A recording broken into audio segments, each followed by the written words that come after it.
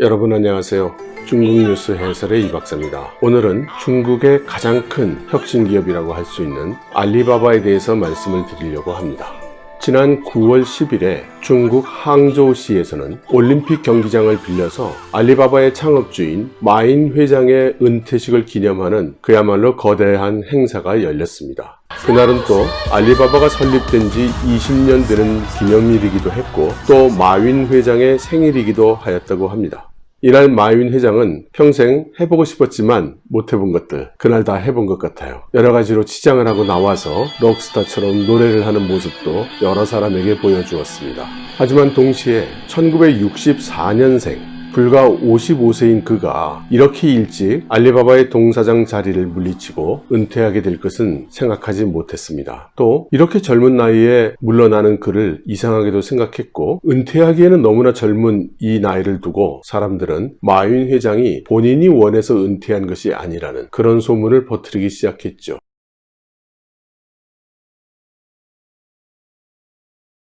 사실 마윈 회장이 모종의 압력을 받고 있다는 그런 소문은 2-3년 전부터 인터넷상에서 꾸준히 떠돌고 있었습니다. 그날 마윈 회장은 은퇴를 하면서 비교적 긴 본인의 소회를 밝히는 그런 스피치를 했죠. 그래서 제가 이 발언 내용을 구해서 처음부터 끝까지 찬찬히 한번 읽어보았습니다. 그런데 제가 받은 인상은 이것은 이제는 은퇴해서 조용히 지낼 사람의 말로는 들리지 않았습니다. 마윈의 그날 발언 내용 중에서 특히 세 구절이 저의 주의를 끌었는데요. 하나하나 말씀을 드리겠습니다. 먼저 그는 이렇게 말했습니다. 세상에는 아름다운 일이 그토록 많으니 나는 체험해보고 싶다. 모두 한번 가보려고 한다. 그리고 세상에는 아름답지 못한 일도 많으니 나는 그것에 대해서 한번 고민해 보려고 한다. 이렇게 이야기를 했단 말이죠. 물론 선입견이 있어서 그런지는 모르겠으나 그 후반부에 얘기한 아름답지 못한 일을 고민해 보고자 한다 라는 말이 무슨 뜻일까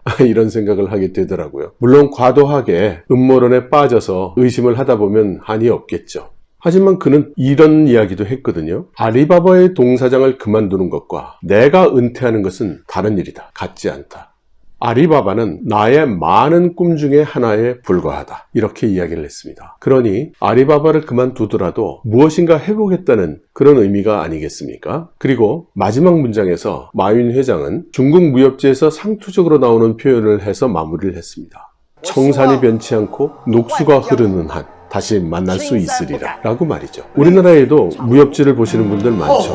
저도 학창시절에 무협지에 빠져서 어머니에게 매일 혼나던 생각이 납니다. 이 무협지에 청산이 변치 않고 녹수가 흐르는 한 징산부갈, 류이쉐의 장료 이 말 뒤에는 항상 상투적으로 두 가지 말이 나오게 되어 있습니다. 그 한 가지는 마윈 회장이 이야기한 호회이오지 다시 만나리라 이것이고 하지만 그만큼이나 자주 쓰이는 표현은 군자의 복수는 평생이 걸려도 늦지 않으니 꼭 이 원한을 갚으리라 이 말도 자주 쓰이는 표현입니다. 만일 마윈 회장이 징산부갈, 류이쉐의 장료 여기까지만 얘기했다면 아마 적지 않은 사람들이 이 사람이 지금 무슨 말을 하려는 거지? 하고 불안했을 거예요. 모르겠습니다. 저는 그렇게 생각이 좀 들더라고요. 저뿐만 아니라 많은 사람들이 이 마윈 회장의 고별사를 두고 말이 많았습니다. 무엇인가 맺힌 것이 있는 것처럼도 느껴지고 하고 싶은 말을 다 하지 못한 것처럼도 느껴졌기 때문이죠. 마윈 회장은 알리바바를 그만두고 나서는 나는 원래 선생님이었으니 선생님으로 돌아가고 싶다 이렇게 이야기를 했습니다. 마윈 회장은 젊었던 시절에 영어 선생님을 했죠. 영어를 잘해서 말이죠. 그래서 마윈 회장은 대학을 하나 만들었습니다. 후비엔다쉐라는 대학을 만들었죠. 그 대학 캠퍼스를 만드는 데에만 5억 7천만 위안, 우리나라 돈으로 1,000억에 가까운 돈을 투자를 했죠. 그리고 이 후벤다셰는 수는 많지 않아도 엘리트들을 키워나가는 이제 그런 대학으로 발족을 한 것 같습니다. 등록금도 싸지 않습니다. 등록금이 36만 위안인가 그러니까요. 그런데 사실 마윈 회장은 이 후벤다셰에 가끔 가서 강연을 하기도 하지만 대체로 성의 있게 이 후벤다셰를 경영한다고는 보아지지 않습니다. 어쩐지 본인이 출근할 곳이 있고 보여줄 명함이 있어야 하기 때문에 듣기 좋은 대학 이사장 자리를 만든 게 아닌가 이런 느낌이 들 정도죠. 또 알리바바와 관련해서는 2015년경에 홍콩의 사우스 차이나 모닝 포스트를 인수한 것, 우리나라 돈으로 약 3천억 정도를 주고 인수를 했는데요. 이 역시 마윈 회장은 관여하지 않는다고 알려져 있습니다. 내용상으로는 거의 상해방의 2인자, 정칭홍의 지휘를 따른다고 알려져 있죠. 그래서 아직도 사람들은 마윈 회장은 왜 알리바바의 동사장 자리를 그만뒀을까? 설왕설래 말이 지금까지 나오고 있습니다. 저는 마윈 회장은 왜 알리바바의 동사장직을 물러섰나? 이것을 알리바바와 관련된 첫 번째 의혹이라고 생각합니다. 물론 그 답을 제가 갖고 있지는 않습니다.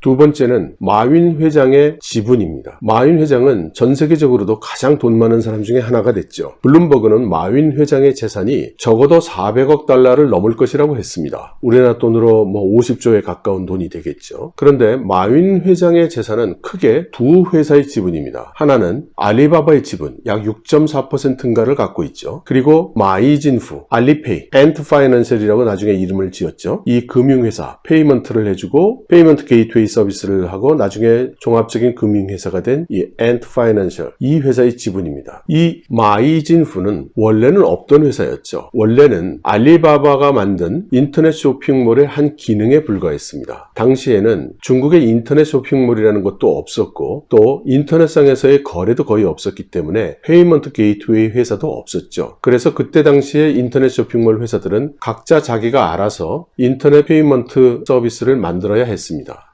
그런데 마윈 회장이 이 알리페이를 독립시켜서 법인으로 설립하게 된 것은 알리바바의 미국 상장과 관계가 있습니다. 알리바바는 약 두세 번에 걸쳐서 상장 전에 큰 전략적 투자를 받았는데요. 초기 단계에서는 소프트뱅크가 투자한 것이 가장 유명하죠. 그리고 상장을 앞두고는 몇몇 중국 국유회사 및 중국계 회사의 투자를 받았습니다. 이때 짱저민 가족이 운영하는 투자회사도 들어오고 여러 중국의 고위층들의 가족들이 운영하는 투자회사들이 이 알리바바의 지분 참여를 하게 되죠. 그리고 나서 미국에 상장을 할 때 한 가지가 문제가 됩니다. 바로 그때 당시에는 중국의 금융산업은 지금보다도 훨씬 더 엄격하게 외국인의 진입을 제한하고 있었기 때문에 페이먼트 서비스 같은 것도 금융 서비스 기능으로 분류가 돼서 외국인 지분을 허용하지 않았던 것입니다. 그래서 알리바바는 상장을 앞두고 이것이 문제가 돼서 어쩌면 상장을 못할 수도 있는 이제 그런 상황에 닥치게 되죠. 이때 마윈이 한 가지 결정을 독단적으로 해서 실행을 합니다. 그것은 페이먼트 게이트웨이 부분을 떼어내서 독립된 회사를 만들고 그것을 자기가 절대 지분을 가지고 있도록 만들어버린 것입니다. 그리고 이 과정에서 투자자, 주주, 동사회 누구의 의견도 듣지 않았습니다. 단독으로 집행해버린 것이죠. 엄격히 말하면 배임이라고 할 수 있습니다. 하지만 마윈 회장은 그때 투자자들과 동사회 그리고 임직원들에게 이렇게 설명을 했죠. 상장은 해야 되겠고 시간은 급하고 여러 프로세스를 다 거칠 시간이 없었다. 비상 상황이었기 때문에 내가 단독으로 결정을 했다. 이렇게 말이죠. 그리고 그때 만들어진 즈후바 알리페이라는 회사에 허용할 수 있는 한도의 지분을 알리바바에게 주고 또 알리페이의 회사가 수익이 나면 그 중에서 정해진 비율만큼을 알리바바에 준다는 그런 계약도 알리페이와 알리바바 사이에 체결하게 합니다. 당시 상장을 앞두고 있던 투자자들은 당장 상장이 문제가 되니까 더 이상 문제 삼지 않고 넘어가게 되었죠. 그때부터 지금까지 알리페이, 나중에는 페이먼트 서비스를 다른 회사들에게도 제공을 하고 또 금융 서비스도 확대시켜가면서 엔트파이낸셜로 바뀌었지만 이 회사의 지분 구조는 지금까지도 투명하지가 않습니다. 이 엔트파이낸셜이 드디어 상장을 하기로 결정을 했는데 추정되는 기업 가치가 적어도 1000억 달러를 넘을 것이라고 합니다. 엄청난 규모죠. 아마 지금 현재 지구상에 존재하는 유니콘 중에서는 가장 큰 규모일 것입니다. 그런데 이 엔트파이낸셜이 작년도에 동사장을 교체합니다. 마윈 회장이 동사장 자리에서 내려오면서 그때 선언을 합니다. 1년 후 나는 알리바바를 떠나겠다. 은퇴하겠다. 이렇게 말이죠. 그러니까 금년에 행해진 마윈 회장의 은퇴식은 1년 전에 이미 예정되어 있던 것입니다. 그리고 그때 마윈 회장의 지분은 누구인지 정체를 알 수 없는 5사람의 명의로 바뀝니다. 1000억 달러 이상의 기업 가치가 있는 그 지분인데요. 마윈 회장이 가지고 있는 상당량의 지분이니까 물론 100%는 아닙니다. 그렇지만 만일 엔트파이낸셜의 지분을 5사람이 나눠 가지게 되면 한 사람이 250억 달러, 우리나라 돈으로 약 30조씩 돌아가는 셈이 되죠. 이렇게 큰 규모의 지분을 받은 이 5사람이 누군지 지금까지 모릅니다. 그리고 엔트파이낸셜은 원래 페이먼트 서비스를 하면서 알리바바에서 물품을 구매하는 소비자들의 돈을 받고 그것을 다시 공급업체에게 지불할 때까지 거의 두세 달의 시간이 있기 때문에 엄청난 규모의 자본 수익을 얻을 수 있었습니다. 그것을 중국 정부가 못하게 했죠. 정했죠. 그 돈을 활용하지도 못하게 했을 뿐만 아니라 심지어 이자도 받지 못하게 그렇게 정했죠. 그래서 사람들은 중국 정부가 나서서 엔트 파이낸셜에 대한 압박을 계속 가했고 결국 압박을 이기지 못한 마윈 회장이 물러났다. 이런 소문이 또 흘러나온 것입니다. 하지만 확실하지 않죠. 마윈 회장이 어째서 엔트 파이낸셜의 동사장 자리를 물러났으며 어째서 그의 지분이 정체를 알 수 없는 5사람에게 명의 이전되었는가? 이것 역시 알려져 있지 않은 큰 의혹입니다. 저는 이것을 알리바바의 두 번째 의혹이라고 생각을 합니다.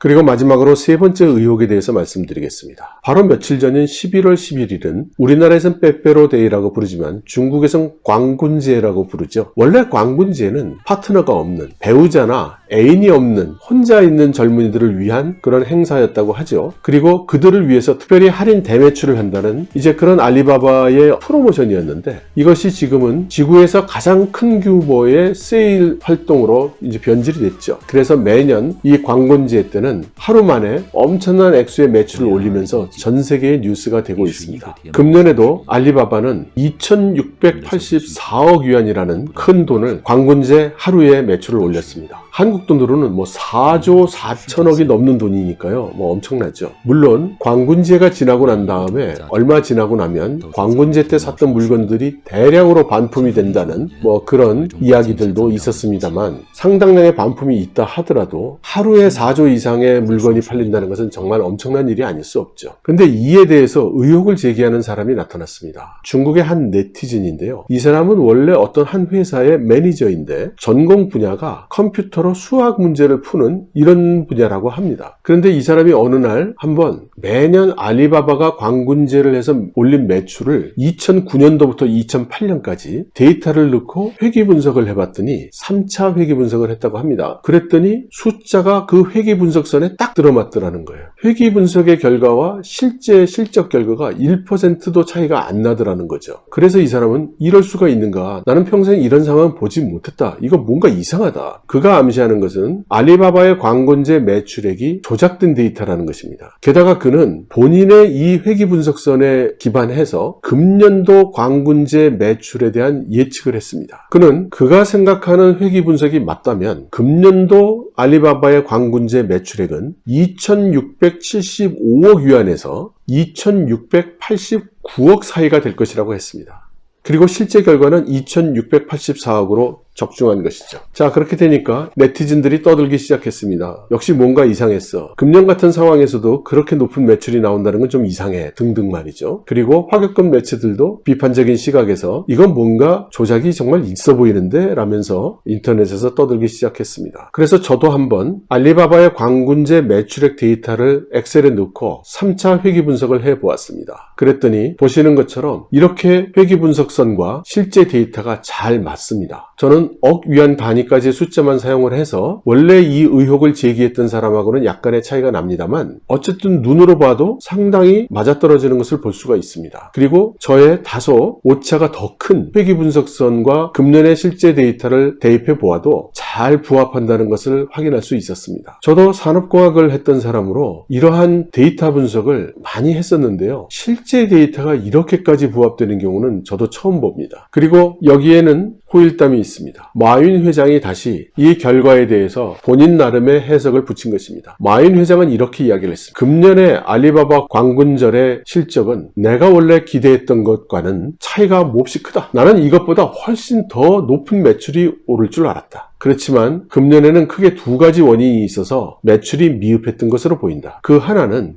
기온이 별로 내려가지 않아서 의복류, 피복류에 대한 매출이 예상보다 줄어들었다는 것이고 또 하나는 금년의 광군절은 월요일이었기 때문에 많은 사람들이 시간을 제대로 쓰지 못해서였을 것 같다. 나라가 광군절에 반나절 정도만 놀게 해주면 우리는 훨씬 더 매출을 올릴 수 있었을 텐데 라고 농담조로 이야기를 했죠. 의심의 눈으로 보면 이 또한 광군절 매출 매출액에 대한 여러 의혹의 눈길에 대해 나름대로 해명을 한 것은 아닌가 이런 생각도 듭니다. 현재로서는 아무도 광군절의 매출액이 정확한 현실을 반영한 숫자인지 아니면 조작된 숫자인지 아니면 어느 중국의 경제학자가 말한 것처럼 알리바바의 광군절 목표 액수 그리고 목표 액수에 의한 프로모션 이것이 주된 영향을 준 것인지 지금은 아무것도 알 수가 없습니다. 결국 이 알리바바의 세 가지 의혹은 시간이 지나고 모든 것이 정리돼야 하나씩 다시 햇빛 속으로 나올 수 있을 것으로 생각이 됩니다. 여러분 감사합니다.